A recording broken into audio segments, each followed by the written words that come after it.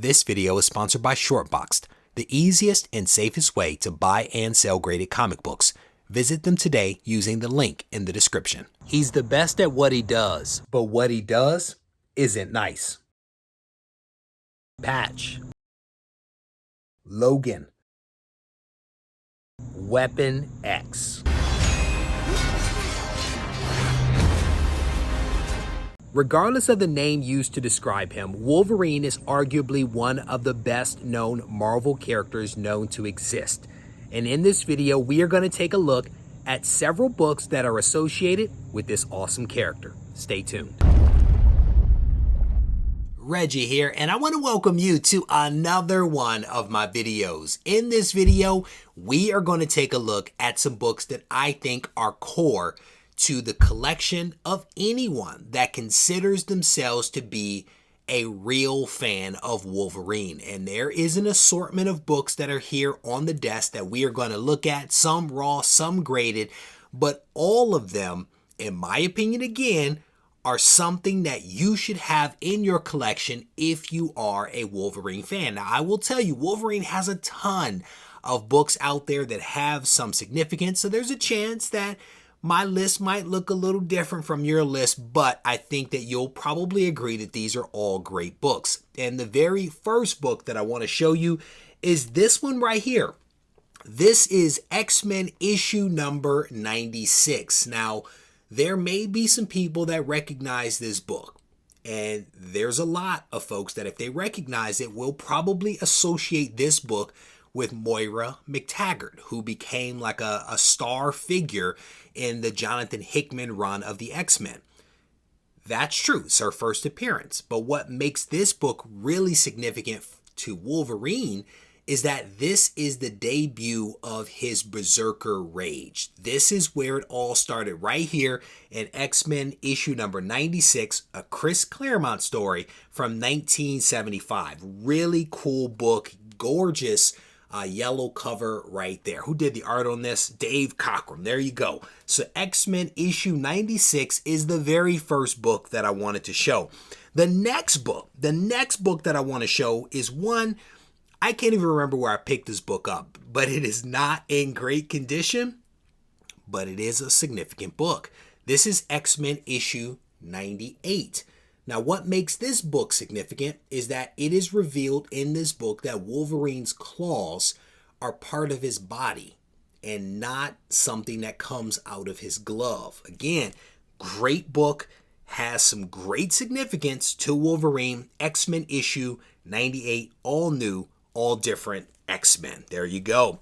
All right, so the next book that I want to show you, I think I picked up these two books from the same place. Whenever it was that I picked them up, I think they came in around the same time. This is X-Men issue number 103. And if you can read the label there, this is where we find out what Wolverine's first name is. And we learn that his name is Logan right here in this book. Again, a really cool book, a Dave Cockrum cover. This one is actually not in bad shape. Could definitely benefit from a press, but overall, a really nice copy of X-Men issue number 103 right there. I should probably upgrade 98. Maybe get a better copy of that.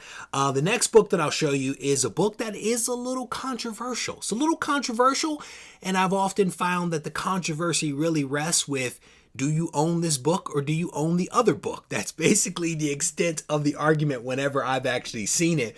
But this book is Incredible Hulk issue number 180, the cameo appearance of Wolverine. And so again, a lot of controversy around this one. People will say that this is the first appearance. Others will say that it is a cameo appearance. I personally tried to stay out of it, and I own both books, and you'll see both of them in this video. I actually owned at one point in time double copies of both books, but that's a story for another day. The next book that I'll show you is honestly just a classic cover. It's just a classic cover, and it's a book that just draws you in. At least it does me, and maybe it does you as well. This is Wolverine issue number 8. And this John Buscema cover, in my opinion, is just fantastic. There is something about that shade of blue and these two gentlemen in those white gray coats that just says something to me. It is just a gorgeous cover. Absolutely love this one. This one is a really nice copy. It has a couple of spots on it, but generally a nice copy. And I will tell you, I've looked at a lot of copies of that book and haven't ever seen one personally that is close to a 9.8. That one is not close to a 9.8, but neither here nor there. This next book is one that goes all the way back to my childhood. Not this specific copy, but this book goes back to my childhood. It is one that I read as a kid. I absolutely loved it. I reread it as an adult, and I still love it. It is a Barry Windsor Smith story. Some of you already know what I'm talking about. It is Marvel Comics Presents. This is issue number 72, the start of the whole Wolverine origin and also the origin of the Weapon X program. I love this story. I absolutely love this story. I'm not a huge fan of the art, but it's okay. It's Barry Windsor Smith. It's okay. I think that the artwork and the storytelling combined are just phenomenal. I have multiple copies of this entire story arc, which I think goes from 72 to 84, but you guys probably need to fact check me on that one. This next book, I have multiple copies of this. There is also an error version of this one out there. It is some 90s stuff with some holograms and all that goodness. This is X-Men issue number 25. Now, what makes this one significant is this is where the legendary Magneto rips the adamantium from Wolverine's skeleton. Yeah. Not a good day for Wolverine. Not a good day for him at all. I have a couple of copies of what I think might be the error variant, where I think it's the hologram that is on here will actually show up as blue versus green. And I think I have 2 copies of that in the collection, and then a bunch of the other just regular green holograms, but a really cool book. This next couple here, I think are just really, again, classic books, core to any Wolverine collector's collection. There you go. Classic cover right here.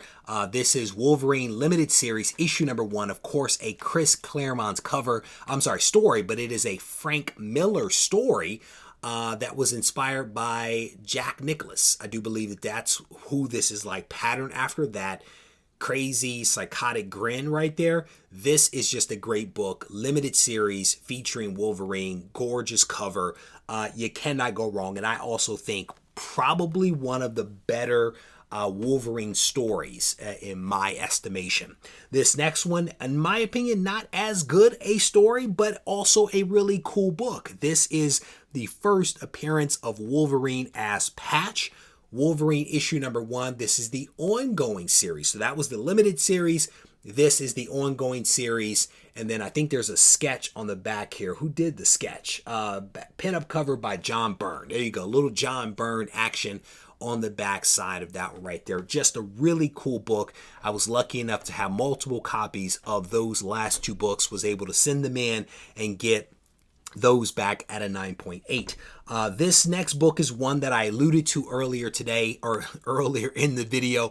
Many of you have just, you know that this book is going to be in there. It's undeniable in terms of the history of Wolverine. This is Incredible Hulk issue number 181, the full appearance of arguably the second most popular Marvel character out there, Wolverine. Fantastic book. At one point I had 2 copies of this. I sold one off during the pandemic, but managed to hold on to the higher grade 8.5. Really cool book to have in the collection.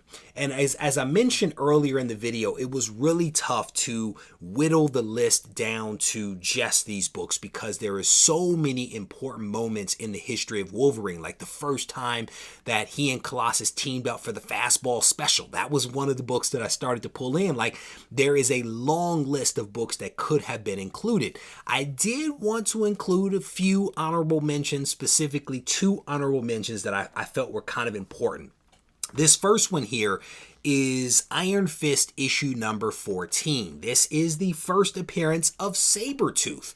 And Wolverine and Sabretooth have had so many classic battles that have given us so many great stories and so many iconic covers. I could not help but include at least this one as an honorable mention, given the importance of Sabretooth to Wolverine's overall story.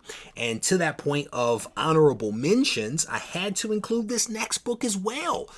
This is X-Men issue number 129, the first appearance of Kitty Pryde. And again, Wolverine has an intertwined history with Kate Pryde over the decades. I had to mention her, and this is also just a really cool book as well. This is also the first appearance of the White Queen and Sebastian Shaw, 2 important characters that go back to my childhood. I remember reading a lot of stories about those guys back in the day, but again, X-Men issue number 129. So as I've alluded to a couple of times, I am curious what books you might have included in this video if you were putting together your own list of books that have some important significance to Wolverine. Which ones did I miss? Which ones do you think should be included, etc., etc.? And I'm definitely looking at all of those hardcore Wolverine fans out there, like Lee Atkins, for example. He is a hardcore X-Men fan, Wolverine fan. I'm definitely looking forward to hearing what his comments might be. As always, I'm going to wrap this video up. I want to thank you all for taking the time to watch. I hope that you enjoyed it. And if you did, I definitely want to encourage you to give the video a thumbs up and to leave a comment behind. This video is also the short box giveaway video for this month. So leave a substantive comment behind and you will have a chance to win a $100 credit from our friends over at Shortboxed. If you need to reach out to me, feel free to do so using Instagram, and you can hit me at Regie Collects. Take care. Be certain to leave a substantive comment behind on this video for a chance to win a $100 credit from our friends over at Shortboxed.